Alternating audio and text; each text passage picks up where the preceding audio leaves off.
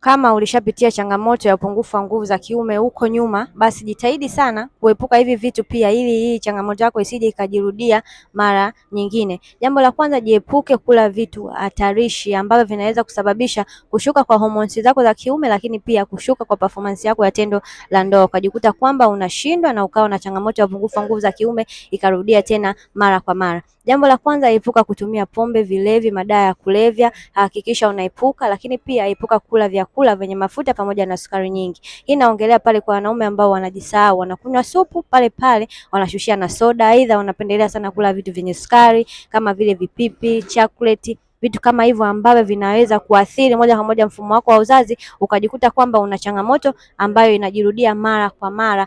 Sio kwamba mwanaume ambaye ana changamoto ya upungufu wa nguvu za kiume ndio yule tu ambaye amefanya masturbation. Sio kweli. Unaweza ukawa hauna changamoto ya kufanya masturbation, lakini ukajikuta una changamoto ya upungufu wa nguvu za kiume, kwa sababu pia hata homoni ya kiume inahusika kwenye vyakula ambavyo unakula, inaweza kupelekea ukapata changamoto ya upungufu wa nguvu za kiume.